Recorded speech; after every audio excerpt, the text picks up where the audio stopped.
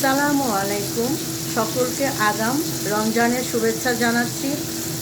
আগামীকাল থেকে রমজান শুরু হয়ে যাবে, পবিত্র রমজান।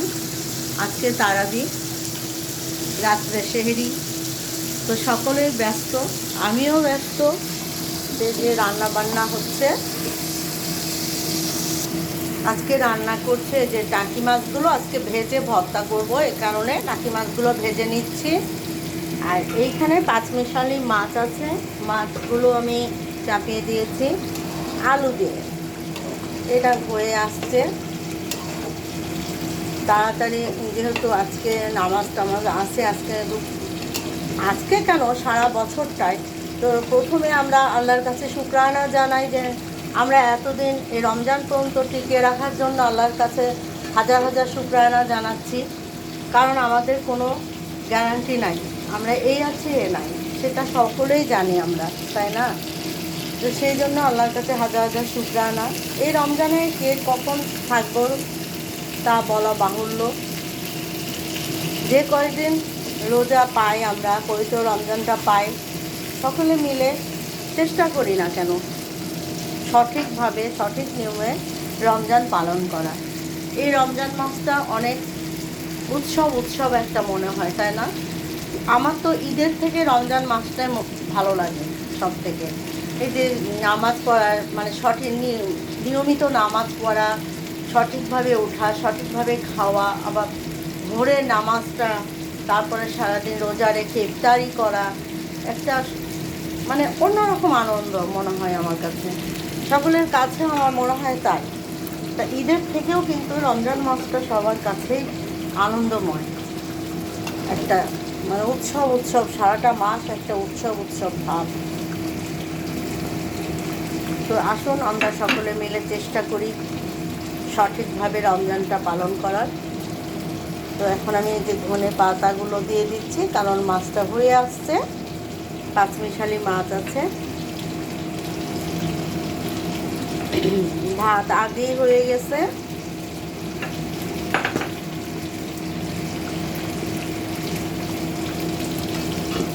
আর এই মাছটা ভাজা হলে আমি ভর্তা করার সময় আবারও আপনাদেরকে দেখাচ্ছি।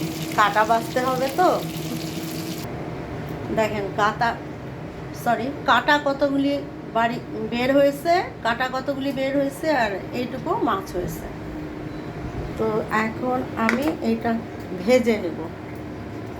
প্রথমে এখানে 4টা শুকনো মরিচ এবং আদা কুচি করে নিয়েছি, আর সম্পূর্ণ এটা সরিষার তেলে ভাজবো।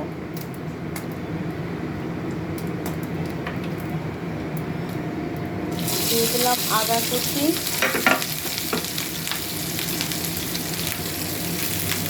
কারণ ময়মনসিংহে আদা ছাড়া ওরা টাকি মাছ খায় না। এই ভর্তাটা নাকি ওদের অসম্পূর্ণ হয়ে থাকে। যাই হোক, দিলাম আর দিব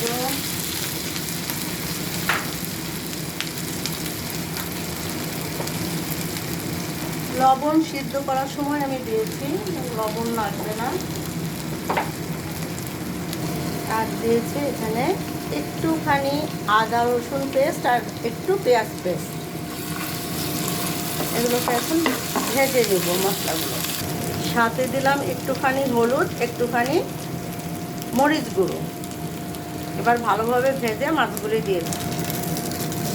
আমার বড় কন্যা তো কাটা দেখে, মানে ও তো মাছ কাটাওয়ালা মাছ একদমই খায় না। এই কিছুদিন হলো বড় মাছগুলো একবার একটু একটু করে খাওয়া শিখছে। একবার ওর ছোটোবেলায় কাঁটা ঢুকছিল, ওই থেকে ওর কাঁটাতে এত ভয়, ও মাছই খেতে চাইতো না। এমনিতেই তো 7 বছর ও ভাত খায়নি। ছোটোটাও ফিডার, নিডো দুধ, আর যে নিডো দুধের মধ্যে গুলে আমি সুজি রান্না করে দিতাম, দুধ সুজি, ওইটা ফিডার দিয়ে খেত। ও 7 বছর, বড়টা 7 বছর অবধি ভাত খায়নি, আর ছোটোটা খেত অল্প অল্প। ছোটোটা তো সম্পূর্ণই আমার মায়ের কাছে মানুষ, কারণ আমি তখন থেকে অসুস্থ। ও হওয়ার পর থেকে 4টা অপারেশন হয়ে গেছে আমার। শরীরে। তারপরে বড় মেয়েটা হওয়ার পরে এখন তো হাঁটুতে প্রবলেম। ওই বড় মেয়েটা হওয়ার পরে ও যখন 1.5 বছরের, তখন রিক্সায় করে আমার বাসায় রাজশাহীতে উপশহরে যাওয়ার সময় ওই বর্ণালীর মোড়ে আমি পড়ে গেছিলাম। কিন্তু আমার এখন একটা খটকা লাগে, আমি জানি না, দুইবার, একবার না দুইবার আমি একই জায়গায় পড়েছিলাম বর্ণালীর মোড়ে। আমার মনে হয় হয়তো ওটা অ্যাক্সিডেন্ট, না তো আমাকে কেউ ধাক্কা দিয়ে ফেলে দিয়েছিল। নাহলে একই জায়গায় একই সময় কীভাবে আমি রাস্তার মাঝখানে দুইবার পড়ি, এটা আমার ধারণা। আর আরেকটা কথা বলতে আমি বাধ্যই হলাম যে মানুষের তো শত্রুরের অভাব নেই। তো তখন 17-18 বছর বয়স ছিল বা 19 এরকম, আমার খুব কম বয়সে বিয়ে হয়েছিল।